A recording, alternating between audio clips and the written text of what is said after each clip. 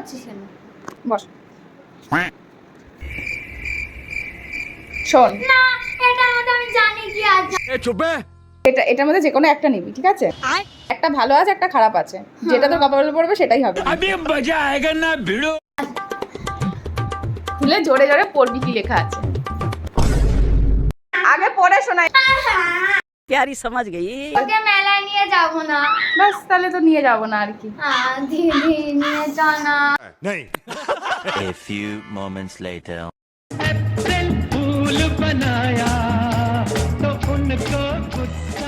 দুটোর মধ্যে একই লেখা।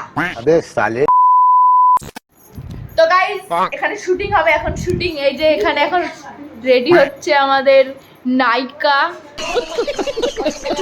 এই যে বেশি না। এখানে দাঁড়িয়ে দাঁড়িয়ে ইনি পাদ মারছে। अबे साले এখানে এখন রিহার্সাল চলছে। যে কটা জিনিস পড়েছে সব কটা আমার, সব কটা আমার। চুড়ি আমার গলার খুলে যাচ্ছে। हम जा रहे हैं शूटिंग करने, शूटिंग। अच्छा তোমার ভালো লাগবে না। রাস্তায় নাচলে পয়সা দিয়ে চলে যাবে লোকে। আমার চোখে আইলাইনার পড়েছে, আইকে অনেক গহরা কাজল হয়েছে। A few moments later. Our shoot is complete. এবার আমাকেই সব কাজ করতে হচ্ছে। শয়তানটা চলে গেছে নিচে।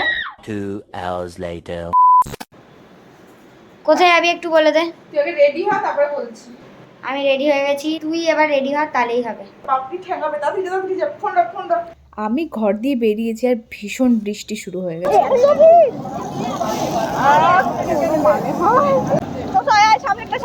আর যেই আমরা একটা খালি বগি দেখছি, তেছু। আর ভাই, ট্রেনে উঠে দেখি আমি পুরোটা ভিজে গেছিলাম। এতটা ভিজতাম না, কারণ বোন ছিল সাথে, আবার ছাতা ধরতে হচ্ছিল, এক হাতে সাইকেল চালাতে ছিল, খুব প্রবলেম হয়েছিল। আমি তো বলতেই ভুলে গেছি আজকে আমরা কোথায় যাচ্ছি। আজকে আমরা যাচ্ছি কালনার মহিষমর্দিনী মেলা দেখতে। আমি এর আগে কখনো এই মেলাটা দেখতে যাইনি, প্রথমবারই যাচ্ছিলাম বলতে। আর এদিকে পাপড়ির ভাই বোনেরা ওয়েট করছে আমাদের জন্য। নবদ্বীপ থেকে কালনার ডিস্টেন্স বেশি না, তাই আমরা খুব শিগগিরই পৌঁছে গেছিলাম।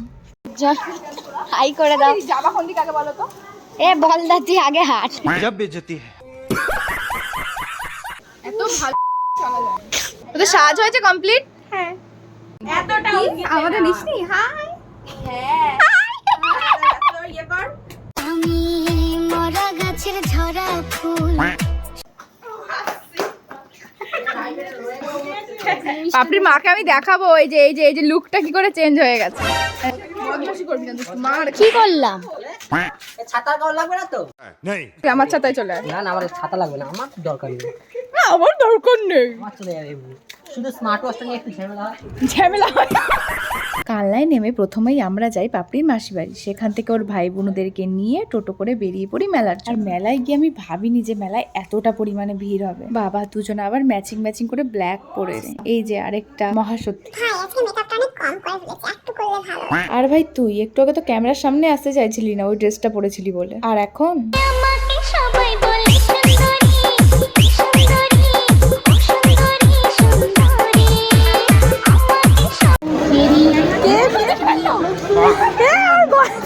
দেখে ফেললি?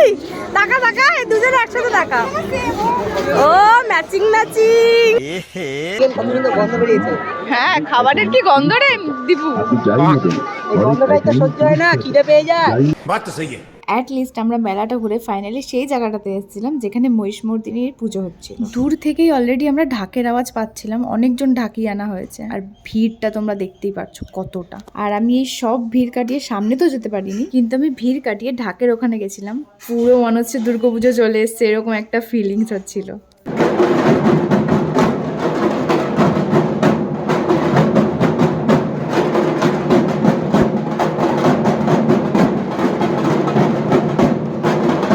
কি ঠিক বললাম তো?